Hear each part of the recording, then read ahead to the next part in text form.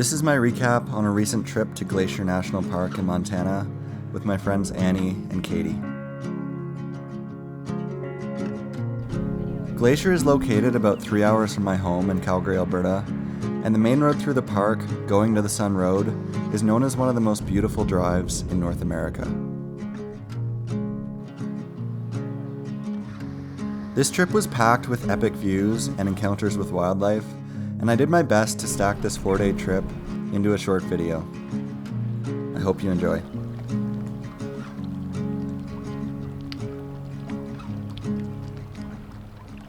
You want a photo? No, I've been to Montana before. Did you get a photo? I don't know. Do you want a photo? No, it's okay. We arrived in Montana on Friday night around 6 p.m., and shortly after crossing the border, we found our first bird of the trip. Golden eagles flying back towards us. There were also a couple bald eagles hanging out in the same area.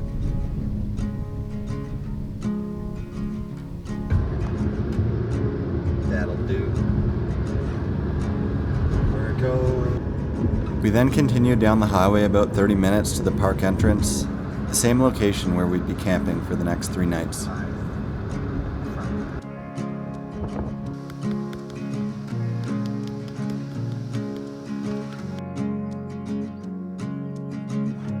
Just before shutting it down for the night, I found a couple birds foraging for insects around the campsite bathrooms.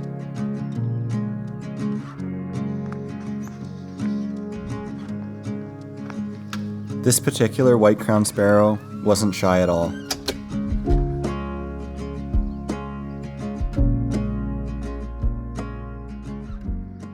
Bruh, what are you doing?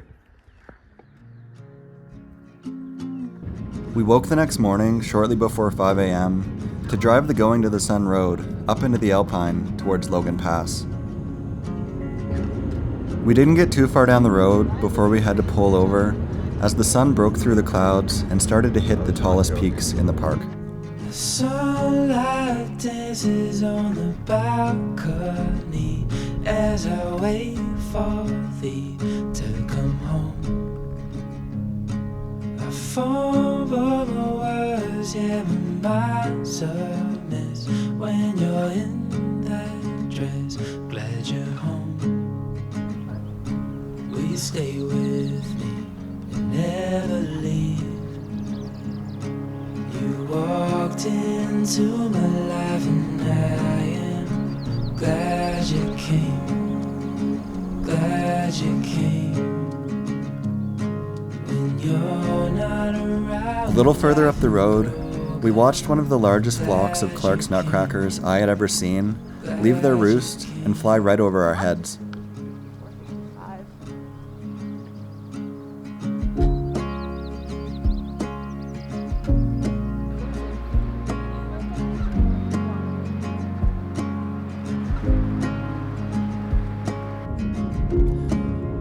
The review of this road is accurate when they say it isn't for the faint of heart. Nearly 80 kilometers of narrow, winding road, lined with tall, rocky cliffs on one side, and deep valleys with passing cars on the other. The fact that it can hail or snow at any given time of year on the road adds to the unpredictability of the already exciting driving conditions.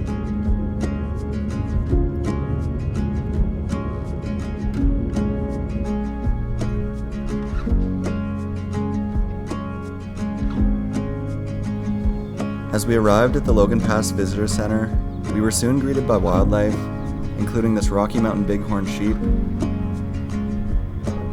and this curious mule deer. From the Logan Pass Visitor Center, we hiked up further in search of alpine species like American pipit and gray-crowned rosy finch.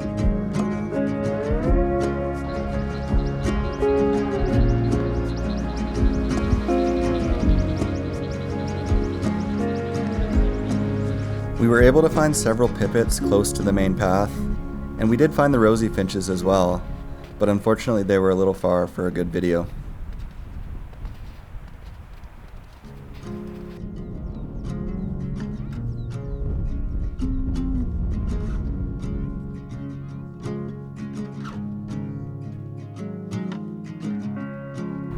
Some of the more common birds were hanging around too, including American robin and mountain bluebird.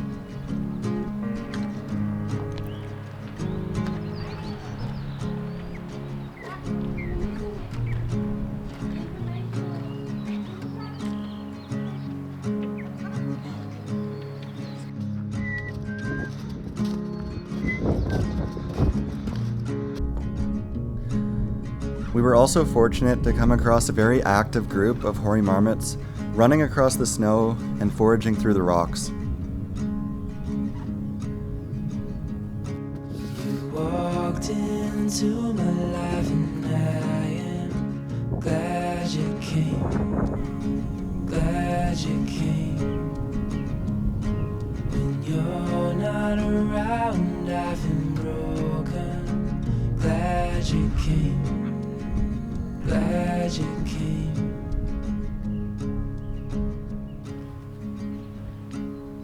I was lost till I fell in your eyes. Had me wondering why I feel like home. I hold you close so you're by my side till the end of time before we go. Along with the marmots, we were able to get some closer looks at some playful Columbia ground squirrels.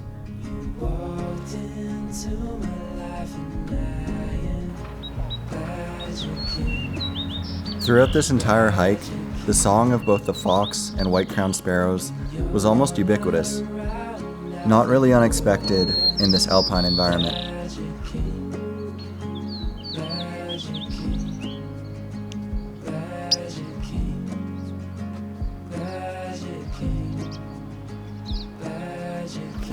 Oh, and that deer that greeted us at the parking lot, it was back to check out my camera bag.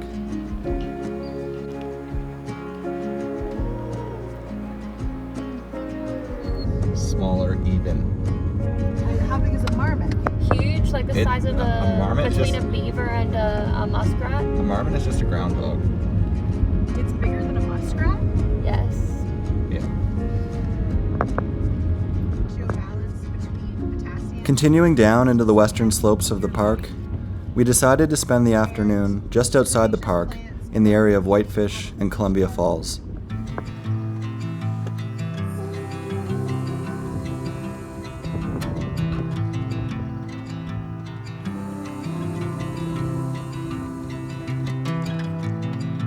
The habitat change in this region just outside the park is quickly noticeable, and soon we were adding some new birds to our trip.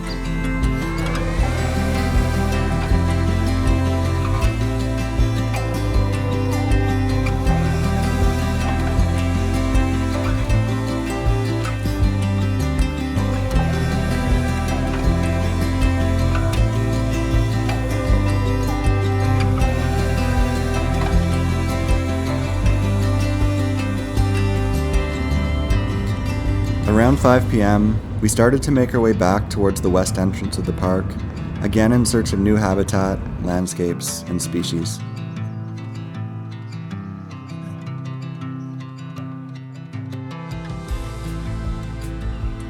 The old oxbow near the outflow of McDonald Lake proved to be a perfect sanctuary for several songbirds, flycatchers, and waterfowl.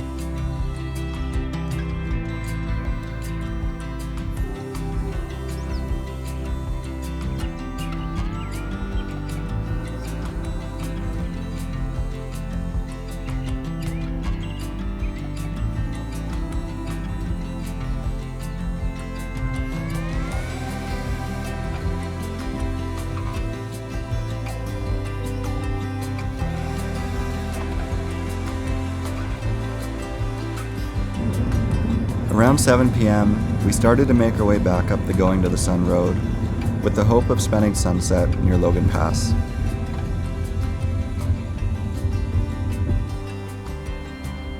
Driving the road early in the morning was spectacular, but it was something about rising from the west with the sun at our backs that made this second pass even better.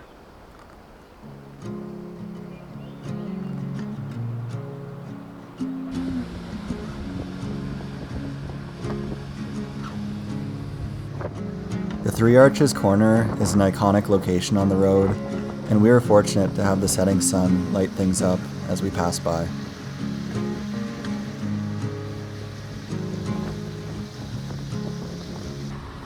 Little did I know, I was also about to get the best views of a species I'd had little luck with in the past, despite spending a ton of time in the Canadian Rockies.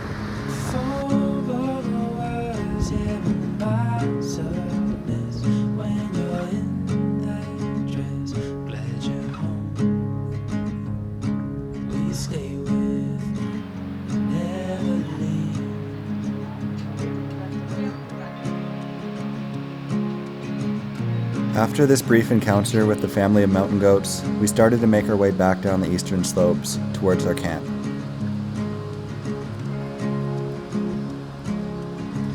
Like, they were making 5 feet of progress every 24 hours.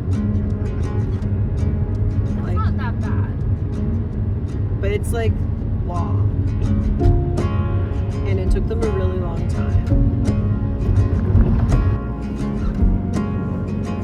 The next morning, we again woke well before 5 a.m.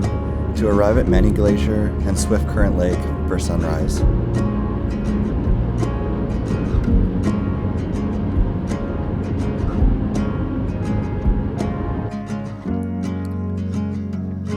I had seen photos of this place for years before finally visiting, but fortunately, it exceeded expectations.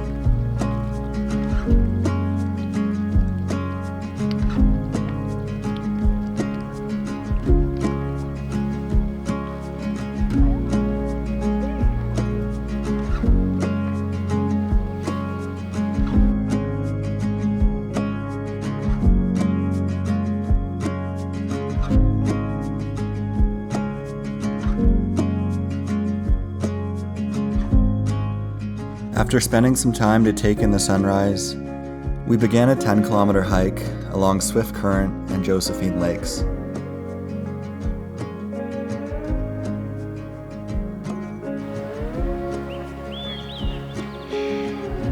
Alpine lakeshores are usually productive places for birds and wildlife, and this walk proved to be no exception.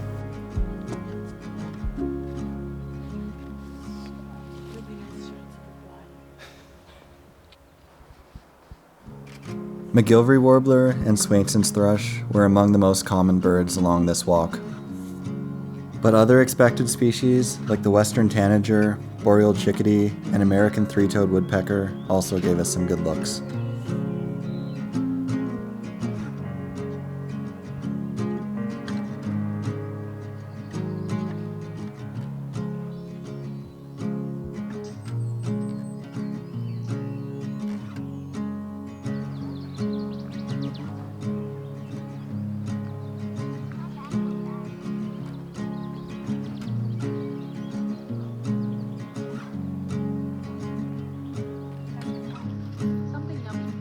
One of the highlights of the hike came towards the end as we stopped for a bite to eat and noticed this yellow rump warbler nest by the river. That's fair. Rain also doesn't have black hair. Yeah, there's 2 yellow rumps feeding.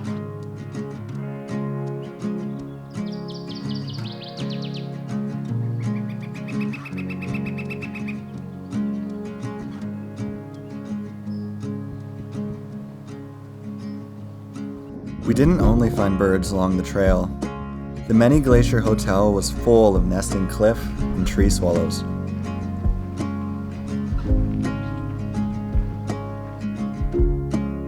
After finishing our hike at Many Glacier, we again decided to spend the afternoon outside of the park, this time exploring the prairies to the east of Glacier.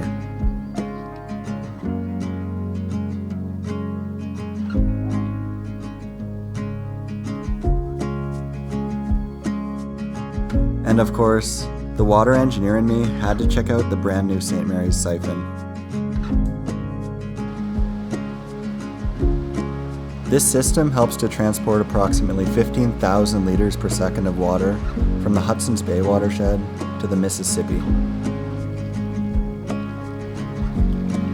The majority of the water flowing through these two pipes originates from Glacier National Park.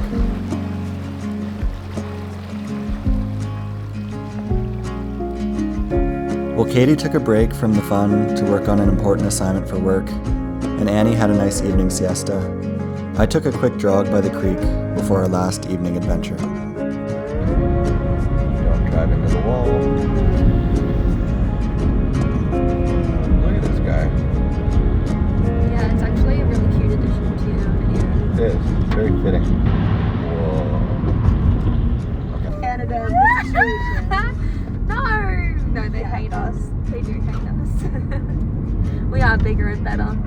For about the 100th time, I learned the lesson to always have your camera settings ready, as this grizzly bear walked right beside our car, but I was only able to capture this out of focus, fleeting video.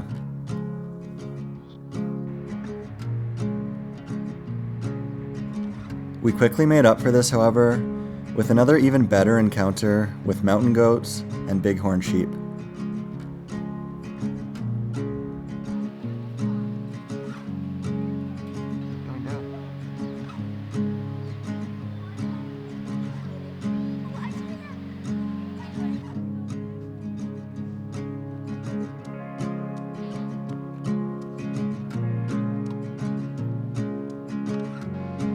The parking lot asphalt makes for an attractive salt lick for the mountain goats. And despite this less than natural setting, it offered up great views and photo opportunities.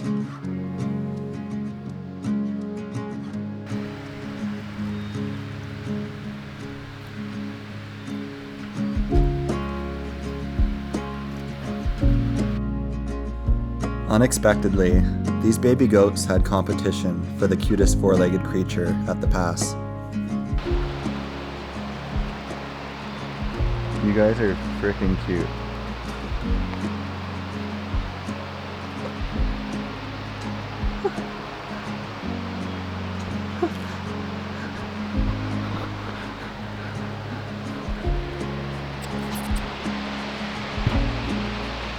I like how they're sharing the front seat. When you're not around, I feel broken. Glad you came. Glad you came. Glad you came. Glad you came. Glad you came. I'm glad you came.